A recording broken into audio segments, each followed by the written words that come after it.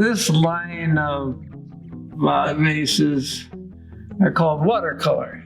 This object was shown at a Milwaukee Lakefront Festival of the Arts, and I saw this and we bought it on the spot. And it's number one, the first thing that we bought, and we were explicitly beginning a major collection. We knew it. We didn't know how major or how big. Would it be 10 units or 100 units? But we were going to have some more. I've served on the board of directors of MOA for more years than I can quite remember, but maybe 15, and was active in all of the committees that led to the construction of this building. And it was immediately apparent to me that there was a need for a really visible, strong piece at the point. I commissioned them to build the interconnections with its 3 columns in 3 colors and a tribute to the interconnectedness of mankind. This morning I read about Emily Henning. She was a wild woman and hardly known for being a puppeteer.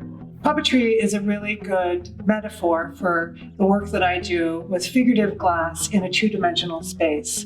And when I was investigating puppetry, I stumbled on Emmy Hennings. And she also worked with her partner, and I worked with my partner. And so I saw a parallel.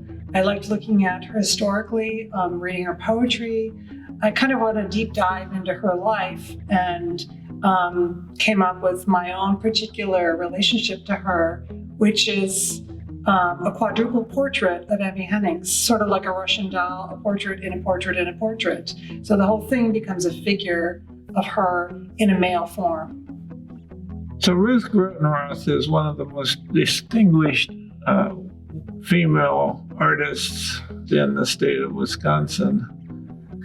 And I thought it was interesting to commission a regional artist to make a sculpture about a regional artist. I was really pleased with the way the objects from her painting showed up on the frit designs on the back. You see them from the front also, as though she's living in the light of her own work. Your whole concept of her living eternally within her own painting through this piece is very poetic and beautiful, and I was honored to be able to spend the time and focus on her body of work, which I was only peripherally familiar with, but now having had the chance to really look at her work and understand her whole career, it's been a really great experience. So Jeremy, a few weeks ago, Jeff Stenbaum was down to give us a talk on this amazing, sort of chilling work, Everlasting Impact, basically a tribute to the men and women in the conflict and a complaint about war in general. Well, I think so. I think, first of all, you look at a piece that, as an objective viewer, without the information necessarily, the story is critical to completely comprehend it. But if you look at it without that information, you see these glass boots. So glass, it's a perfect metaphor for the spirit or being lost. And so the idea is pretty clear right away that he's using glass in that symbolic way. And these boots do feel almost like they could be light, they could be heavy, but they obviously can't be worn. But they do represent a human being at some point. Once you know the story and you know that there is this backstory, the history of artists that have been affected by war is pretty substantial. So their work represents that in sometimes nightmarish ways.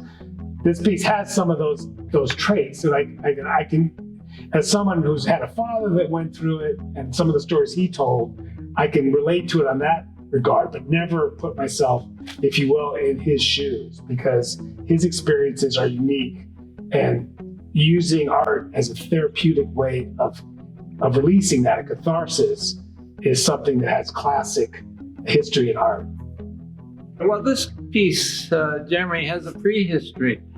I saw it online and I bought it online. It was the very first use of online media. Oh. And you told me that you had brought it out of your personal collection and decided to offer it for sale. So it had been meant something to you too.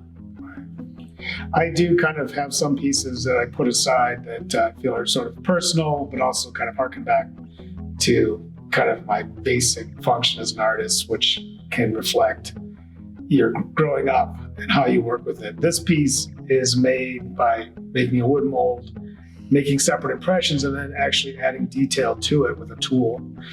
Well, I was amazed, if this is okay to bring up, that you were stationed in the South Pacific during some tests of the hydrogen bomb. And I found that story amazing, that you were out there to deal with that sort of interaction. Well, that's a memory, all right. I saw the first airdrop out at sea, far away. I felt the shock wave just slightly at 35 miles. Very, very beautiful thing. It was such a terrible weapon.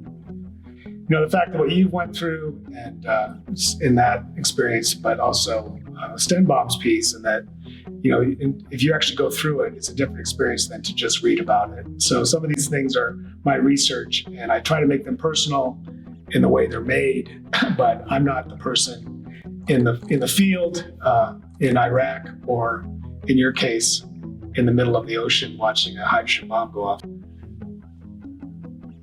This is a pioneering piece made in 1976 by David Hutchhausen. He had a sort of uncertain relationship with Littleton. They were pretty much gone from Madison at the time.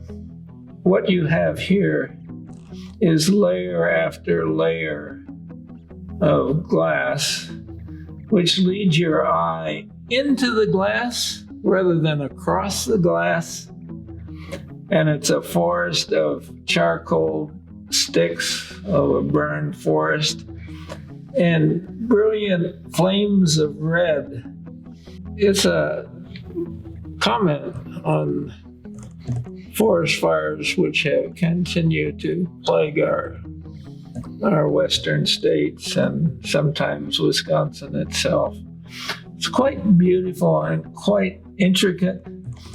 The light gets in there through a thin layer of clear glass and goes down towards the bottom, much as in a light pipe, and provides lighting from above for the burning fire that you see in the bottom of the piece. Jim Ingebretson was chair of the art department at River Falls, University of Wisconsin, for many years, and stepped down 8 or 10 years ago and was replaced after a national search by Owen Gritten, who produced these things. He has a style. These are things represented here that represent the mythology of the Celtic peoples. The Nuada's helmet lived in my house for a couple of years, and I spent a lot of time looking at his helmet and thinking about him. This is, from the point of view of studio art, conceptualism at its highest. Things that can only be appreciated by you yourself bringing your mind and your experience and your understanding to the object. What we're seeing in this show is that the more recent works are more and more conceptual and less of the original spirit of the studio glass movement of abstract expressionism, which Littleton himself liked to use. They're amazing pieces. And the River Falls group, led by the maker of these pieces, is very strong and continues to produce artists who are making all kinds of things that challenge the imagination.